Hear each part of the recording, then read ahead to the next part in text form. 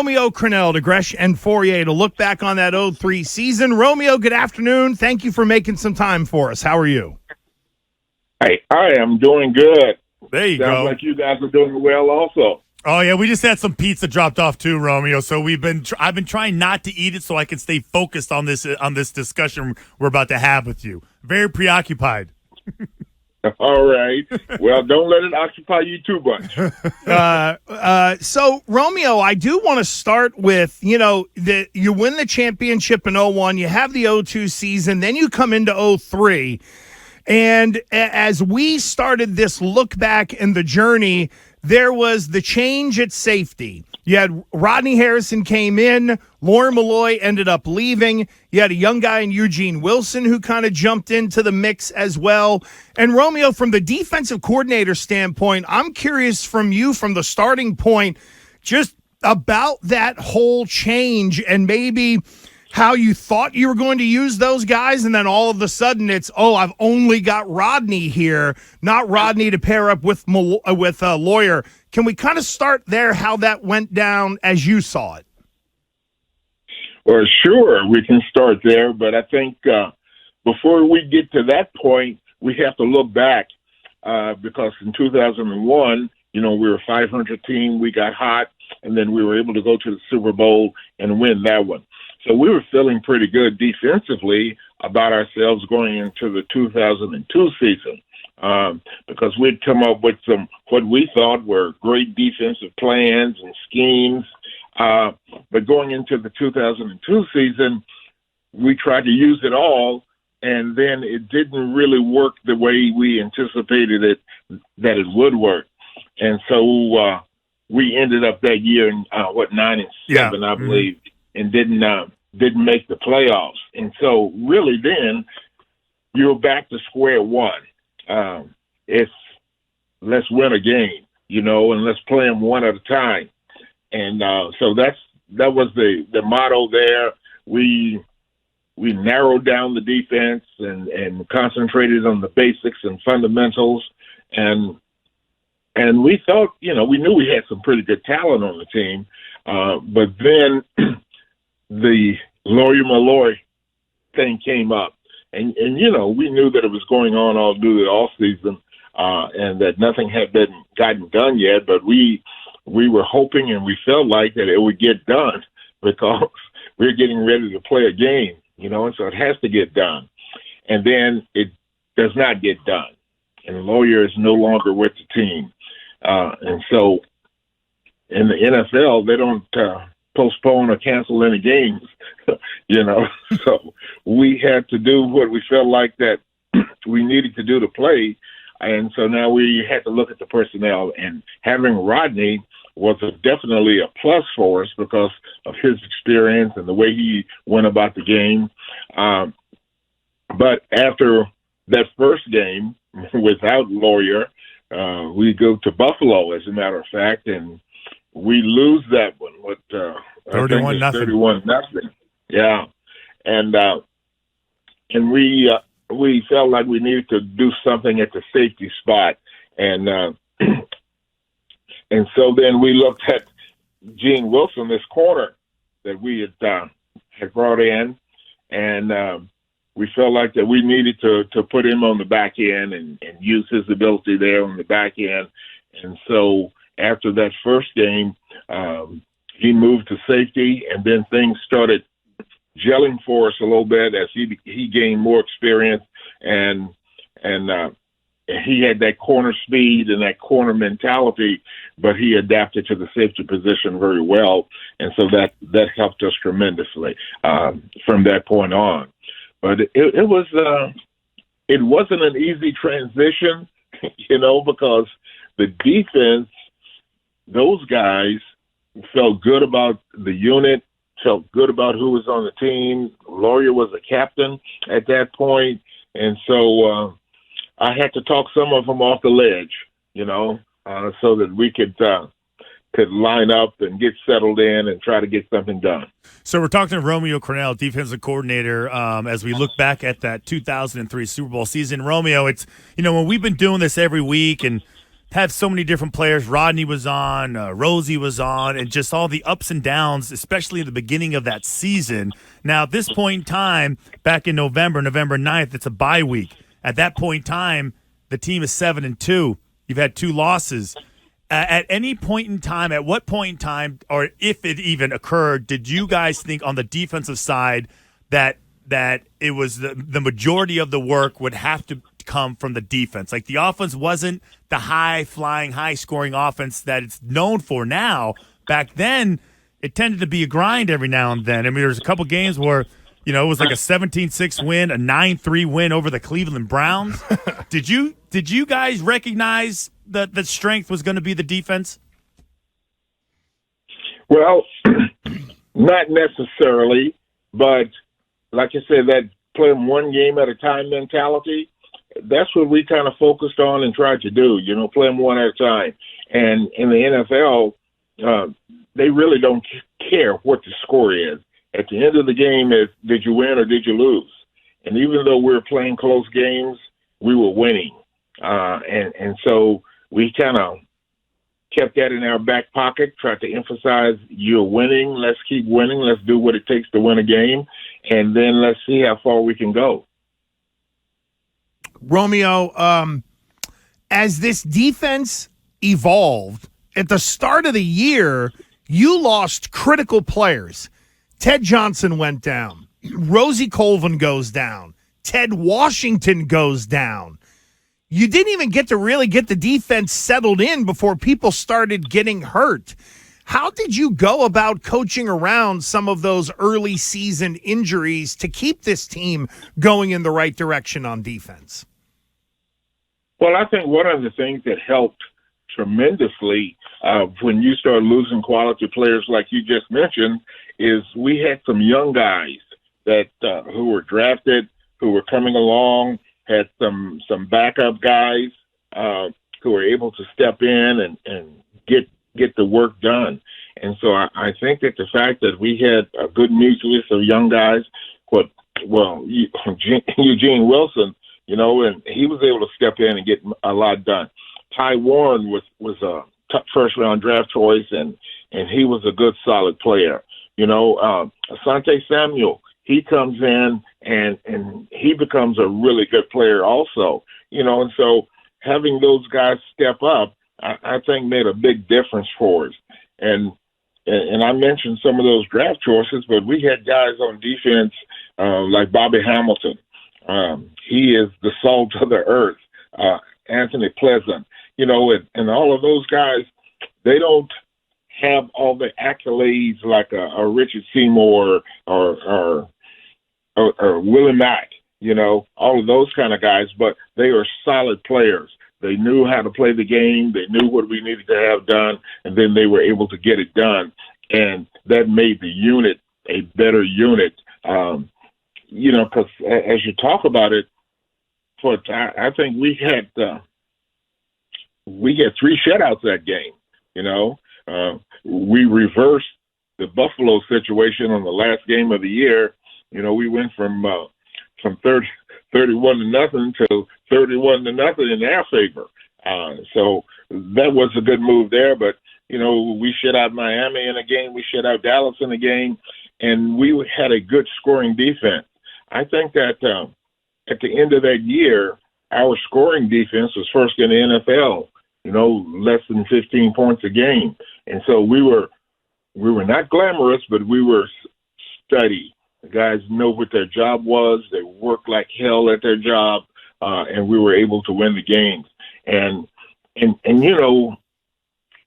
having a good offense, having good special teams, that all helps. But we took the attitude that we made sure that our job was done, and we did a good job of doing our job, and that helped the team overall. Talking to Romeo Crennel, and Romeo, do you think that the practice competition, like how valuable was that, just on a week to week basis, as opposed to getting the right work in? Because I always looked at, as an offensive player, going against that defense and that you're talking about with all those studs on there, I always felt like that was the toughest competition we were going to have. And even though we weren't lighting it up on offense, but we were definitely ready for any situation. Well, that's true, and that all helps. That's why we practice, so that we can put ourselves in position so that when it comes up in the game, we know what to do. We're controlled enough, we're coached well enough that we can execute and get the job done. And I think that's one of the things about a Bill Belichick coach team is that he focuses on one game at a time. He focuses on do your job, and he focuses on it takes a team. And so I think that became our mentality over the time, and so it worked out really good. So how much can you kind of explain to everybody listening, like how it really works? So the game's on Sunday, we win, hang out, great, everybody does everything. How much of the game plan is Bill involved in? Was this a Romeo game plan and then Bill kind of co-signed on it, checked it off, or how did it work with you guys? Well, as a head coach, he checks off and co-signs on everything. Yeah. And so defensively, we'd put a game plan together, and if there was something that he didn't like about it or didn't think would work, he would let us know. And if what we had put together he felt good about, he might not say anything, and so we went out and we executed the call, executed the plays, and went from there.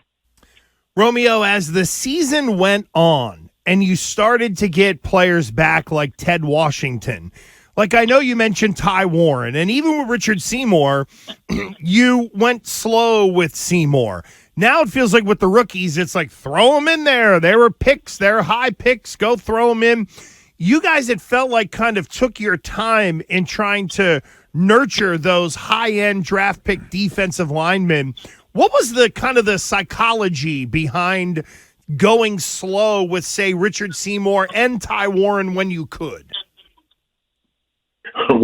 Well, the thing about rookies is that they are rookies and they don't know what they don't know, and they're going to make mistakes.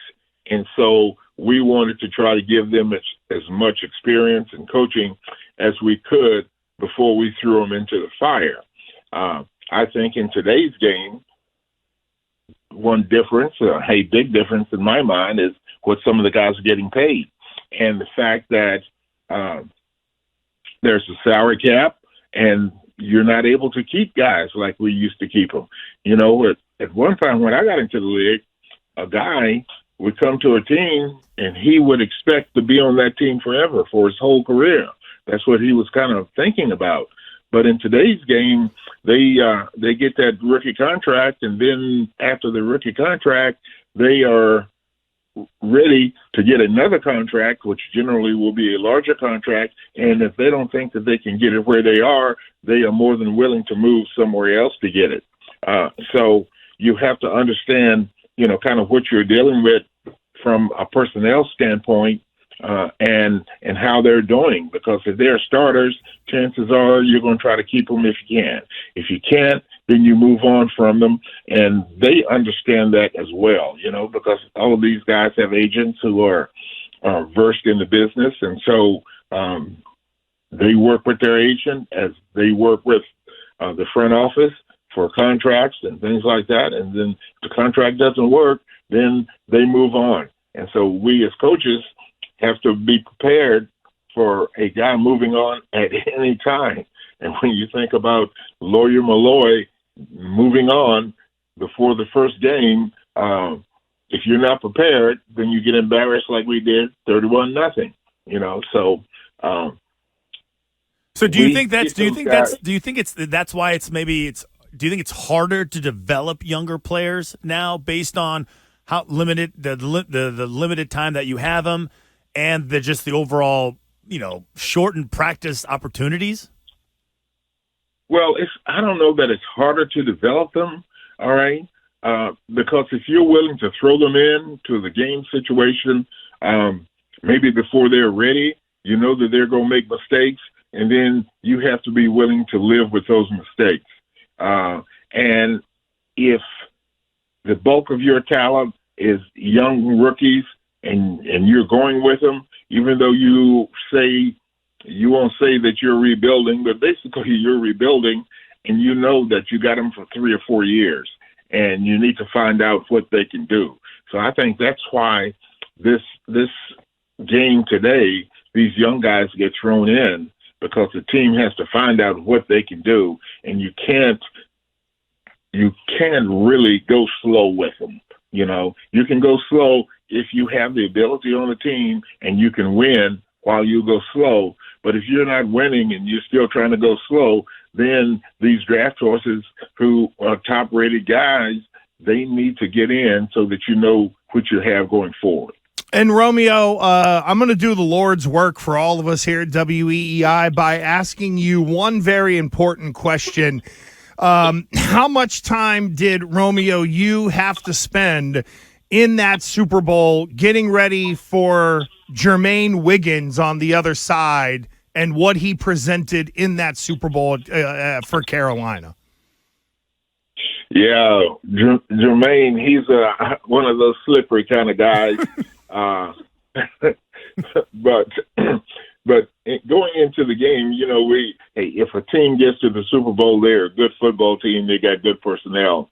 But the thing that worried me the most, not before the game, it was during the game. In the Super Bowls, in my experience there, particularly with New England, because all the games we played were dome games. And in the fourth quarter, our DBs, they began to get tight, muscles are tightened up, cramping a little bit, getting tired. Like Rodney broke his arm one time, and boom, he's out, and you don't have him. So the fourth quarters are the ones that worry me the most about the Super Bowls. And as you well know, during that time, we didn't have that wide open offense that can get you 40 points, and then you can sit back. We were just nip and tuck. And I think all 3 of the Super Bowls that we won while I was there were 3-point games, you know. So you go down to the wire and you have to fight it. And then the fourth quarter, when those DBs are tired from all the body heat that's in the stadium, all the adrenaline that's been going all game, and they don't see what they need to see, they're steps slow, then you are worried. And that's what I was worried the most about, particularly in that Carolina game. They had a big receiver. I can't think of his name right now. Mohammed? But he had good. Mohammed. Mushin Muhammad. Yeah. Yeah, and they also had Steve Smith Sr., who's now senior. Back then he was just Steve Smith. And they had, who was another? And Slippery Wiggy. And Ricky Prohl. And then Slippery Wiggy. Yep. Yeah. All right. Well, in the fourth quarter, when we were tired, and we had a cover 2 call, so we should have been okay. But Muhammad, he ran straight down the field, and none of my guys acted like they saw him. They didn't recognize the guy who's tall as he is or as big as he is and allowed him to run straight down the field. I mean, I almost went crazy on that one. But hey, we survived it and got past it and were able to win the game. But every fourth quarter, those DBs, you know, they get worn down a little bit. And so you have to stay on top of that with those guys because of the adrenaline, the heat, with all the stadiums being filled full, and this inside, so it holds all that heat. And those guys running, it wears them down a little. Wow, that is great insight, Romeo. Love it. That is really good stuff. Thank you so much for the time, Romeo. We really appreciate it. Great breakdown, and thanks again. And if we do this again next year for 04, hopefully we can have you back to talk about that season as well. Okay, that sounds good. There we go. Love it. Thanks, Romeo, Romeo. thank you. We'll talk to you soon. There goes Romeo Crennel. People are wondering, should he be in the Patriots Hall of Fame, all that kind of stuff. And, man, I was just looking for a zinger of Wiggy, and he gave us like a real pearl of something there on that Super Bowl. I know the Slippery Wiggy was great, but that is interesting because I actually got 2 things from that. If we can break it, I can tell you what I picked All right. up. So we'll unpack next with Gresham Fourier.